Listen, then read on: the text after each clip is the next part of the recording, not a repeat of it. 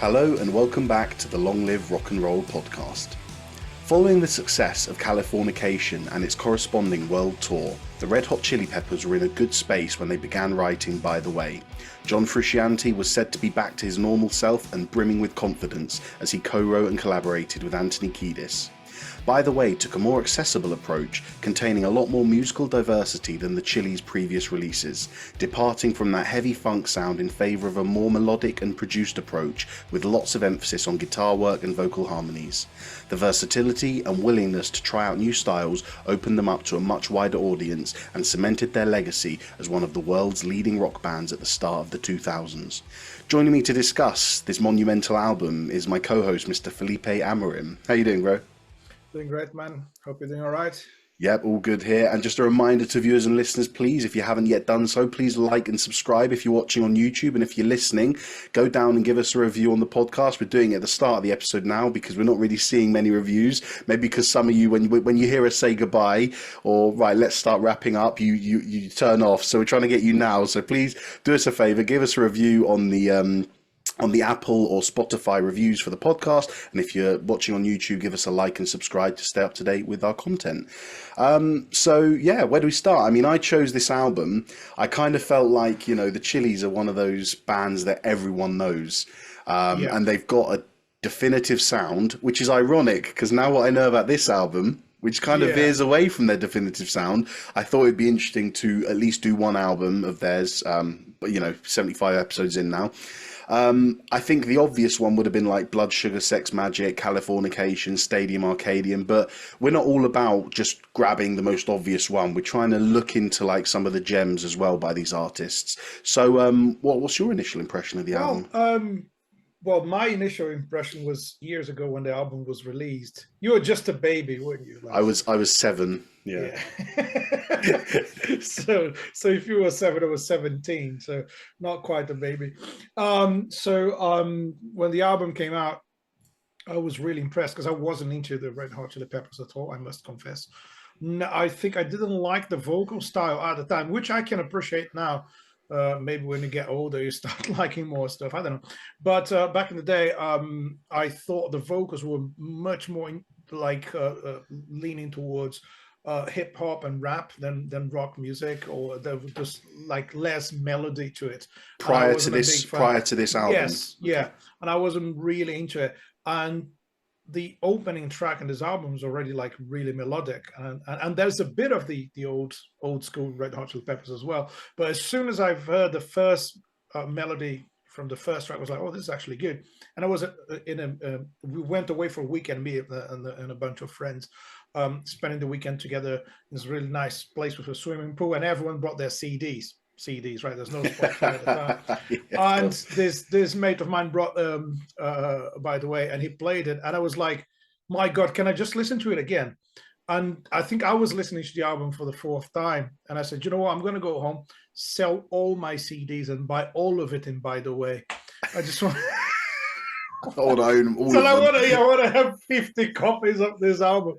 I really, really dig it at the time. So it's just I don't know. I didn't know you had that connection with it. It's nice. It does. So if I had to pick one of the albums, this would be the one. So I'm actually impressed that was your choice. So yeah, really brilliant. Yeah. I mean, so as usual, just give you some quick fire facts. So the album was released in July 9th, 2002, recorded between November 2001 and May 2002 at the Cello and Chateau studio in LA. The genres, now we'll touch on this a bit later, it can be classed as alt rock, like alternative rock, funk rock, or just rock. Some have also said pop rock. It comes in at 1 hour and 8 minutes long and was released by Warner Bros. Label. And the producer was Rick Rubin. And the singles released were By the Way, the Zephyr song, Can't Stop, Dosed, and University Speaking. Where do you want to start? Do you want to go into any particular topic? Well, there's one thing I want to say about it in terms of the style, because I think what difference one band member makes, isn't it? So John Frusciante was back to the band. They did one album with him again, and the other band members claimed that he was the biggest creative force in the band at the time. At the time they did his album, and they credit him to most of the success of the album. So I think it's fair to say he really changed the band and brought new life to them, and it's fair to say his vocal harmonies and guitar playing they are probably the key elements of the album. And I would say that's an album. It's not a one-man album. It's a band album. There's a lot of collaboration, a lot of band spirit in it. But Frusciante is the soul of this album, in my opinion. Yeah, And that's a Rick great Rubin, the point. producer. Here's another point. Rick Rubin is a phenomenal producer. He's a guy who captures that spirit of the band and makes them sound more like themselves. And if you read his book, he's totally into the spiritual side of music and how you can find your creativity inside yourself. You don't need much. You don't need not even too much technique or whatever. You need to look into yourself and find your own reasons to create. And I think he managed to get a lot of it out of the musicians in the band, and he is also a big part of it because any album he's involved with is great. So, Yeah, he's a bit of a master, isn't he? yeah, I mean, so I actually, but both things you've touched on, Frusciante and production, I want to talk about in terms of like little sections. So let's start off with Frusciante, but you touched on most of it. What he bought, I mean, this is the part I love, okay? Frusciante himself stated that, by the way, was one of the happiest periods of his life. oh wow, That writing yeah, I read this time for him interview. Yeah. was just, and I think you can tell because the album, I don't want to like I don't want to go into too many different sections here, but lyrically, the album is quite deep. Anthony Kiedis wrote most of the lyrics, and it's a bit of an introspective look at life. There's, themes of addiction, love, relationships, all this kind of stuff. But despite the heaviness of some of the lyrics, it's quite a happy album. Do you know what I mean? Like you said, you and your mates were listening to it, chilling by a pool. Oh yeah, My point is it's not a what's the guy? Leonard Cohen. It's like a Leonard Cohen album where it's all really dark and depressing. It's a happy album. You can put it on and you can enjoy yourself. And I think, a large part of that. So my point is that it's reflected. He was happy writing it, and the album sounds happy. I don't think that's a coincidence. Well, I think his take on the dark subjects like drug abuse and death and all the negative things he's talking about, he's approaching under a positive point of view, which basically I've been through all of that and I'm still here. Yeah, I think his point is more like, listen, I've done a lot of bad stuff, but I'm still alive, and being alive is great. And I want to create. I want to talk about those things. yeah. And I think, and I think they were happy to be together again as a band and creating and making and playing songs together. Also, the stuff they were listening to, like Frusciante was listening to a lot of Beatles, Beach Boys, and doo-wop music, and it reflects on the sound. Makes sense, yeah. And this album has often been compared, not in legacy terms, but in harmonic and musical and textural approach to Pet Sounds by Beach Boys, which we did, didn't we? It was episode 60 in the 60s. And I think you can hear it. And there's two albums that we've done previously that I'd link this to. Pet Sounds, because of the layers and the intricacy, and also U2, because of how intricate his guitaring is. Yeah. You might hear the intro of a song and you just hear, layers upon layers of guitars that just sort of build and add another texture, another layer to itself. And I think it really works nicely, and it does kind of give that big ambience to the album. It gives sort of like an electronic effect to it. It makes it feel 2000s, but it doesn't draw away from the Chili Peppers sound. No, it doesn't. And again, because I think, they have their sound. I think what keeps the band together in terms of keeping the original sort of feel is probably bass and drums, isn't it? Because that they were still funky. They are like the funkiest rock rhythm section ever. So though Chad Smith and Flea, they were playing the same way they always played. That's what maybe Flea doesn't overplay much in this album as he normally does, I would say. I mean, I'm not even saying it in a bad way, but there's a lot going on bass. Well, the bass is it's prominent. It's almost the lead instrument in some of their songs. Whereas here he does sort of take that bass player role, doesn't he? Yeah, I don't know if you want. Yeah, exactly. He goes into the more like I need to play whatever the guitar and the drums need from me. But I think as well, the bass is still the heaviest instrument on the band in a certain way, because Frusciante's guitar, his guitar tone and his effects and stuff, it's not like a thick guitar sound, isn't it? No, He it is. doesn't go for It's the that. opposite. Yeah. Yeah, exactly. It's so clean. It's almost like, I don't know. Well, we talked about Mark Knopfler in the previous episode. It's more like that kind of tone for a music genre that you would normally expect something heavier. But he's really good at building the layers and making it sound as deep as it has to sound. But yeah. So the other thing he did, as I said in the intro, was that he worked really closely with Anthony Kiedis, and they kind of were really enjoying each other's company. And I think you hear that most prominently in the vocal harmonies, because I don't know if I've heard an album that is as reliant on vocal harmonies as this. And when I say reliant, I don't mean it's the best thing, and if it didn't have the harmonies, it would be rubbish. But it really does make it. And it feels like, you know, the more... I always looked at Chili Peppers as a full band, which obviously they are, but as you've said, Flea and Chad Smith kind of took more of a back seat in terms of who's most important on this album. They still did their job brilliantly. Flea still has some incredible bass lines. Chad Smith grooves brilliantly on most songs. But the highlights of the album for me are the vocals, the vocal harmonies, and the guitar work. And there are so many vocal harmonies, aren't there? You know, when you think of a normal pop rock band, they might just put harmonies in the chorus, but you get them all throughout. And the thing that I think is really important is how interesting and how musically, do I want to say complicated or technical they are? They're not normal, put it that way. It's not just, for listeners, a bit of music theory. Normally, I say normally, you know, generally, if you're writing a pop song and you want a harmony, you might just play a third up, which is a musical term, an interval of a third up, and sing that line the same. Here, it's very unusual. It's very different texturally, and sometimes the melodies don't even follow the same way. I've heard one where Frusciante swells into a note. I can't remember the song, so I won't try and emulate it. But he's a phenomenal singer. Kiedis is on a note, and Frusciante goes, and he goes like, "I." He like joins the harmony halfway through the beat. It's really unusual, but it all works.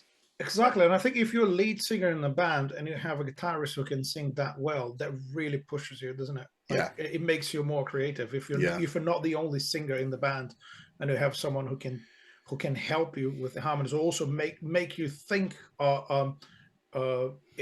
think about different melodies and different paths that you can take with your voice. And I think that's another important role that Frusciante plays in the album. I think there's one thing he said about his guitar playing before Californication. Is like when he was also coming back from drug addiction and all that stuff, and he said that his guitar playing was an all-time low. His guitar technique was during really Californication. bad during Californication. Okay. So as musicians, we know, what do you do when your technique's not there? You try to find the most creative solutions for the songs you have to play. So in Californication, he was all about creating with, let's put it, less tools, fewer tools available, because he wasn't capable of playing what he normally plays. He said he was into Jimi Hendrix, but he couldn't play Jimi Hendrix at that time specifically. So his technique was like literally going down. He couldn't achieve the same sound and the same of phrasing on guitar that he could years before that. So he started taking influences from more like simple kind of music, but and then he started thinking creatively. And I think probably what happened, that's one thing he doesn't say, because there was something he said before, By the Way. So when they got to the point they started doing By the Way, he already toured with the band for a certain period of time. So his technique was probably back in good shape.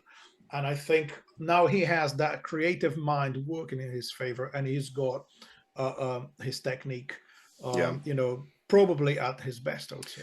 And I think, like you said, when Frusciante got back to his normal self, and he's got, I think the quote was brimming with confidence, having someone like Rick Rubin there, allowing the band the creative freedom to just do as they see fit and just to give them the space. I heard him talk about his interviews. He was on a Joe Rogan show, wasn't he, when he was talking about System of a Down when they wrote Chop Yeah, Suey, and just in general, his general attitude to production, and it's always just, as you said at the start, allowing the band to express their own ideas the way they feel and not trying to limit them. So with that in mind, I mean, let's give Rick Rubin some credit because he has produced quite a few Chili Peppers albums, but for this one, Rick Rubin in general, he's known as a producer, apart from what we've both just said, the clarity and the balance in his mixes are always incredible. yeah. He knows where to highlight certain things. Song to song, he might, on a certain song, let's just look, maybe like, which one was it? Throw Away Your Television. The I love that bass one. is much more powerful and aggressive than in, I don't know, let's pick the Zephyr song. One of those more poppy songs. He's mixed the bass differently, and this is, I mean, that's standard for a producer to do. But Yeah, my point is that Rick Rubin just has this magical touch of being able to know what to highlight on what song, yeah, and he's done it fantastically. But Frusciante was actually also involved in the production with Rick Rubin because obviously when you're giving that many layers of guitars and layering multiple guitar tracks, it's easy.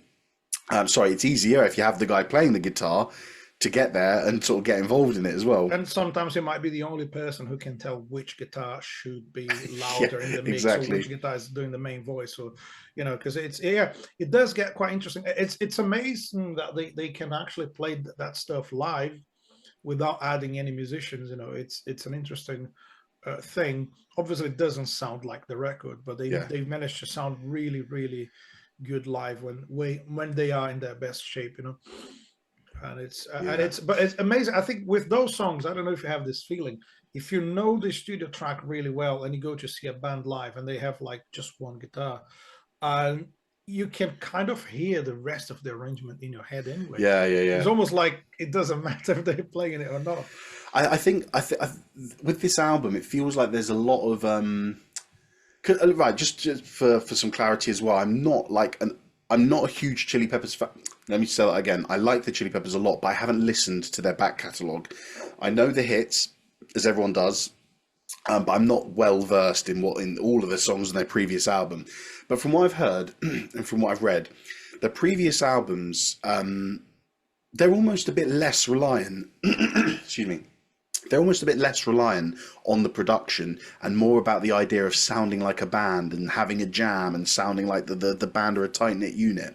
And whilst this is the case for By the Way, I feel this album, and also have read that this album has expanded more on production, bringing in loads more keyboards. Again, that's another Frusciante thing. Loads more keyboards, loads more synthesizing, loads more effects, loads more ambience. Like again, talking Frusciante again, there's loads of moments where his guitar has like an odd, unusual effect on it Yeah, that just adds a bit of almost like ambience a and a bit of synth, isn't it? atmosphere. Yeah, but that's, a new dimension to their sound, isn't it, really? Just And sort of opening up. it's always risky when you have a loyal fan base as they have, and we talk about this when we're talking about Iron Maiden, that the fans expect a certain thing, isn't it, from the band, and you can only be you can only be creative to a certain point if you need to stick to your previous rules. And I think in this album they really didn't care about, oh, No. let's do exactly what the fans expect, or let's do whatever anyone expects. I mean, I don't think they really cared about reactions or from people. I don't think, first of all, they didn't need to please anyone, Hmm. and second, I think you have the perfect environment for being creative. So why would you try to go back to your old ways and Yeah. do the same thing over and over again? Well, So I bands have think they always got took a to risk try and there. evolve as well. Yeah, yeah, yeah. And I think one interesting point is the first single, I think, was By the Way, so the title track, and that song is really intense in a certain way. And I love the fact that that song seems to be a conversation between the previous era of Red Hot Chili Peppers and the Yeah. phase they were going through. That's a great So because point. they Yeah. start really melodically, and then out of the blue you have this strong kind of a, well, I would say starts with what I perceive as the chorus, which is really melodic, and then it goes into a heavy, funky beat with nonsense lyrics on top of it, which is what they did best, Yeah. and and it goes back and forth between those two parts. and it's kind of not so unpredictable, but very, very creative, and two different styles in one song. And they thought that that song wouldn't be commercial enough, and their management made the decision to release that one as a single. They said, like, this is not a single. This can't be a hit song. Wow. It's just too weird for a hit song. And, you know. The rest is history. Yeah. But you know what? The other song that works with is probably the other one of their most famous songs. So I don't think it's a coincidence at all. Can't Stop. Oh, yeah. I think that's the same thing, because you've kind of got that jammy funkiness to it that, as you said, the previous era, mixed with that gorgeously melodic chorus. That bass on that, it's like the world, the dun doo doo doo dun dun doo doo doo dun. Flea is just marvelous. Can't picking Stop out, beautiful, isn't it? An incredible song. Can't Stop. Just one thing about Can't Stop. There's a really nice bridge that feels like a reggae. Yes. Beat, yeah. And that comes in the perfect time. It's when you kind of like when you go into the song and you can predict what part comes next. They throw that bridge and it's like, whoa, something. There's something here that I haven't heard before, and it's reggae. You know, I feel it like a reggae, although the drums are not playing like reggae. Yeah, the guitar definitely is, and Flea's groove as well. Yeah. On that song, what I thought was really interesting. Now, it's one of those songs that I mean, you and me have played it because how many functions have we done where you play that song? Yeah. But listening to it and analysing it, what really interested me is how intense the song is. Mm-hmm. Because you get that lovely little break with the chorus, as I said, but the rest of it, it's so intense. And I don't think I've ever heard a song that stays as intense until the very end. Even when you're 10 seconds from the end, the song's not starting to fade out. It's not like the song's winding down. He's still shouting, "Your image in the dictionary." Yeah. And it's right until the very last second. And I thought it was just so unusual. He can't stop. Well, but that's I think the whole point of the lyrics is, it feels to me like I read a few articles about it as well. It's about that energy that every person has inside them, and you just got to put it out somehow. You know, for some people it's through art. Yeah. And so it's very spiritual in a certain way. It's about, like, you know, you can't stop the gods from engineering. It means like all the forces that guide in the universe, they don't stop. They will never stop.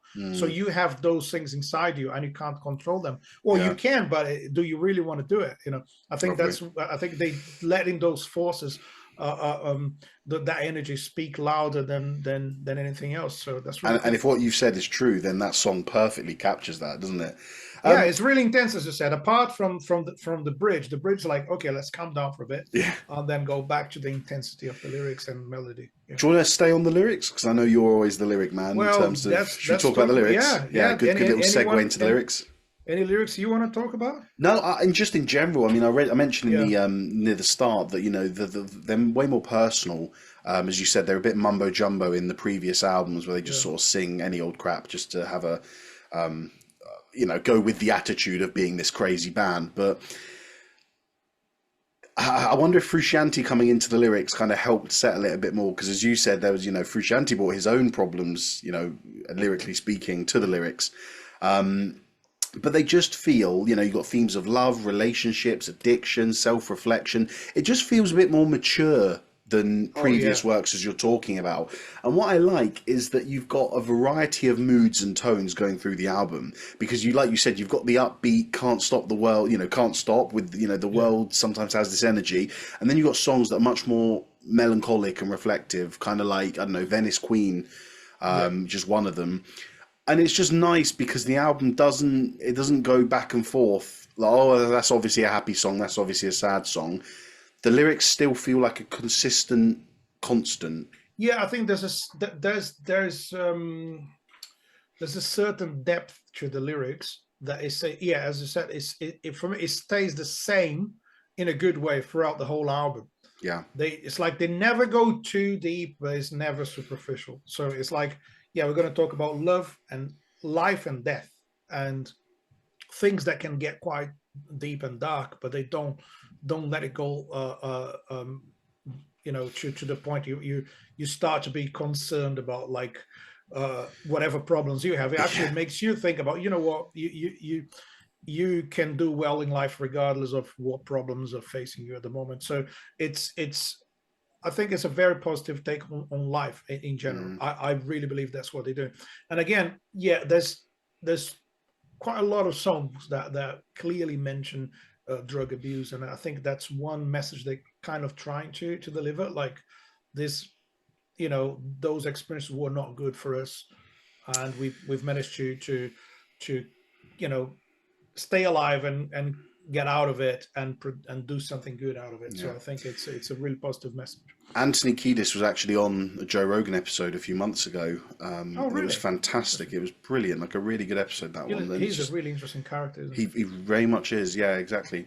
Excellent, cool. All right, well, do you know what? Let's talk about the music then, because there is, as we said as we said near the start, this isn't one of the groundbreaking rock albums of the 21st century. It's not like it pioneered this and it innovated that. But it is an important one for the Chili Peppers because it's a progress in their musical evolution. Yeah. Because as we said, they were very funk heavy before, and they've kind of departed that into a much more accessible, melodic approach. You wonder, are they trying to appeal to a wider audience? Maybe, maybe not. And I think it's great seeing how many styles they've explored in this album, because they never go full way. They never go all the way and do, all right, we're going to write a metal song now. Okay, we're going to do a jazz song. It's always a Chili Peppers song. You always know it's them, but they just sort of embellish things. Like you've got, I don't know, I thought Throw Away Your Television was quite punky, a bit new wavy. Cabron. That one surprised me a lot because I didn't. It feels out of place, but it's not bad, is it? It's great. It's one song I didn't remember from the first time I listened to the album. No, and when I listened to it again, I said, "Oh, that's really cool, really good song." Cabron and On Mercury, I found them a bit flamenco-y. With that flamenco guitar. Cabron is interesting because that's a song about two Latino gangs in LA. So it's kind of this is they are true gangs. They exist and they sometimes have their own, conflicts and stuff. Yeah. So the song is about that, but it's about one guy trying to connect with it. There's a line, I don't want to fight, I want to get along with you. So I think they're talking about the human conflict, and sometimes someone just wants to connect and not. And they don't want to start a fight, but they can't avoid it, and it ends up happening. But in order to capture that feel, they went for a proper Latin kind of instrumentation. And there's no drums, there's percussion and acoustic guitars, and there's a slide guitar as well. It's super, super cool. Yeah. And other very styles, no, it is very much. And other styles they tapped into as well. I felt quite a psychedelic influence on this album, especially a couple of the early songs, like. What have I got here? This Is the Place and Dosed. I thought they were both, and even the one after, Don't Forget Me. Actually, those three songs in a row, that's quite psychedelic, very ambient, had an atmosphere to it. Really sort of engages you, doesn't it? It does. This The Place has an acoustic bridge, which is again really unpredictable. Yeah. And I think it feels kind of dark because of the theme, and then you get into well, actually, it's coming from Universally Speaking, which is a super cool kind of Beatles and Motown vibe. And I think that's probably my favorite in the album. Which one? Universally Speaking. Yeah. Wow, I'm very surprised. And I'll tell you why, because those songs, there's a bunch of songs there, okay? I've got Universally Speaking, I Could Die For You, Minor Thing. Those three songs, as well as little bits in others that I felt, honestly, had this really pop rock sound of British bands in the early 2000s, like Keane, the Zootons, Stereophonics, Razorlight. And I'm sat there, I haven't, obviously, I'm as you guys all know, that I'm an avid heavy metal listener. I've really studied the genealogy and the evolution of heavy metal, and I haven't done it to the same extent with pop. Excuse me, with pop or rock. But I've always wondered, where did those British bands, Keane, Stereophonics, Razorlight, where did they get their sound from? And I think this episode has answered that question for me. Because there are a bunch of songs on here that I'd go, do you know what? If Anthony Kiedis' vocals had a different tone, that could be Razorlight. If Anthony Kiedis' tone was different, that could be Keane.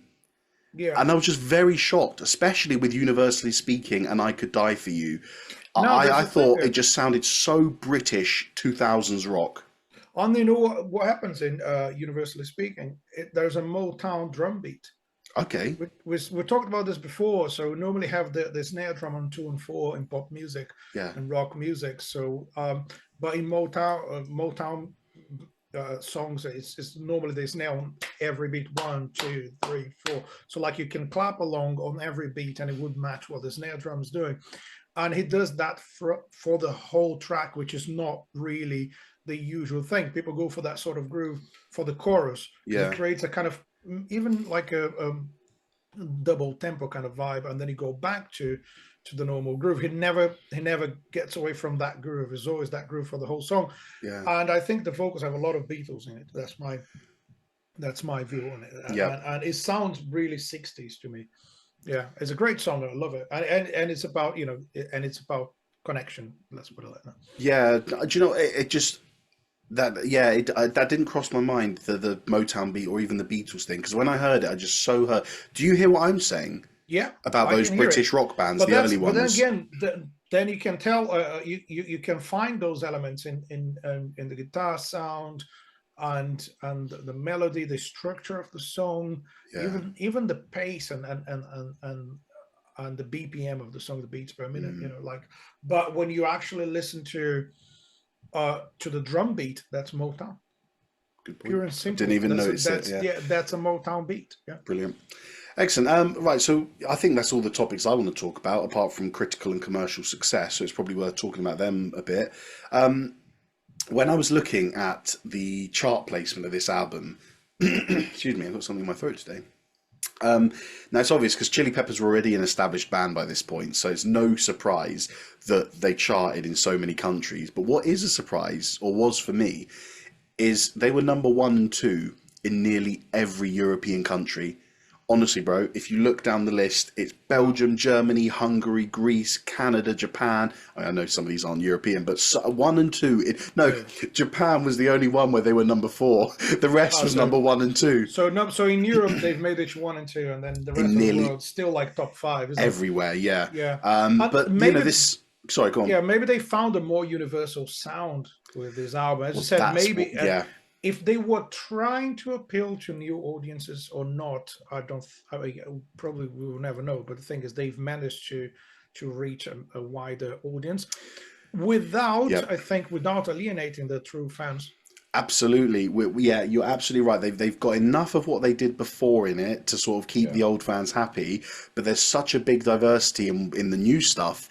And you've got to think the radio play that the likes of By the Way, the Zephyr song, Can't Stop, but the radio play they got put them into such a wider audience, a wider market, that so many people heard it, just instantly loved it. The album actually is ranked number 304 in the Rolling Stones 500 Greatest Albums of All Time. Now, it is the only one of those lists it made onto, because I don't think most lists go above like 250, do they? So I don't think it's normally in, but it's significant, isn't it? And it is a big step, not stepping stone, it's a big step in the Chili's career. Yeah. It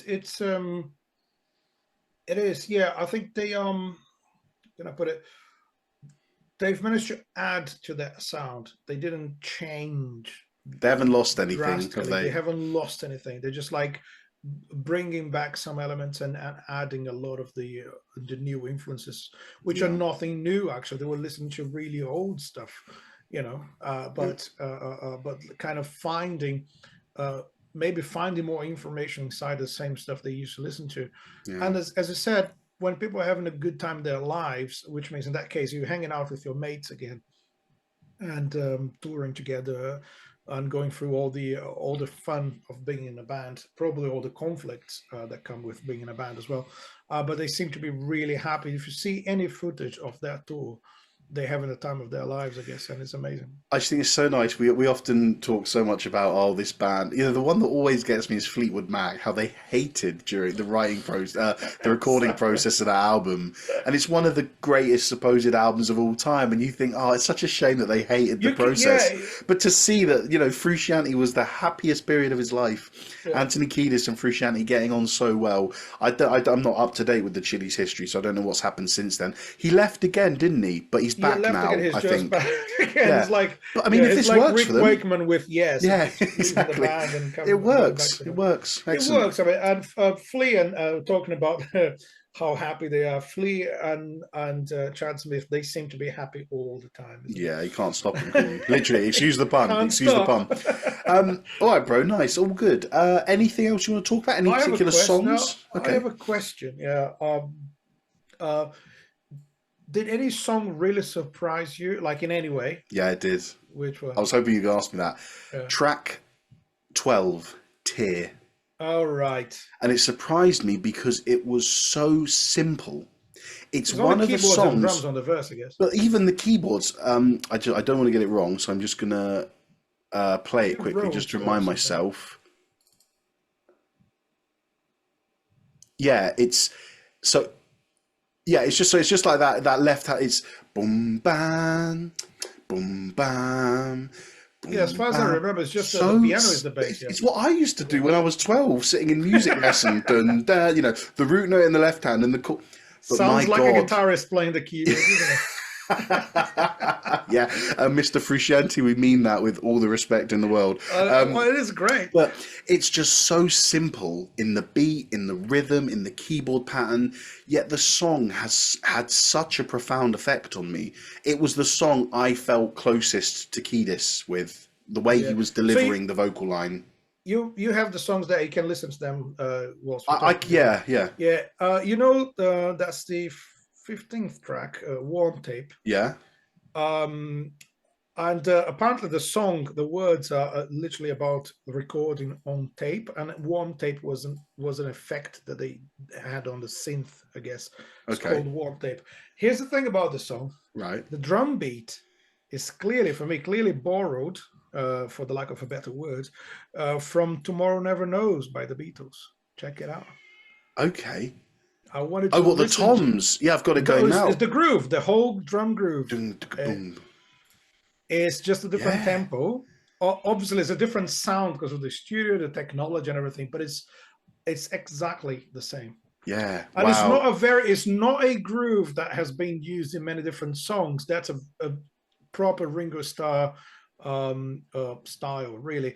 And I think that has to be done intentionally, and it's not something I've played something that sounds like Tomorrow Never Knows. I think they really wanted to because you can't, it's not plagiarism if you take someone else's beat and do something like that. It's like old school sampling, isn't it? Yeah. You just play someone else's idea. But it's a very psychedelic song anyway, so I think it's probably a homage to Tomorrow Never Knows. But well done for picking that out, because I wouldn't have got. Well, I didn't get that. You're listening to notes and stuff. I can't hear notes. Excellent, cool. All right, bro. All good? Yeah, all good, man. I think we can wrap it up. No, we've done all the advertising in the beginning, right? So we'll leave out for this but one. we can do it again. Why don't we just do another one now where we say to you, if you're on YouTube and watching us, give us a like and subscribe so you stay up to date with all the content and all the episodes. And if you're listening on Spotify, Amazon, Apple, please go down and give us a review. It takes 20 seconds of your time, but does us the world of good and boosts us up the algorithm charts and all that stuff, and shows us to so many people. So please do that. It'd be a massive help to us.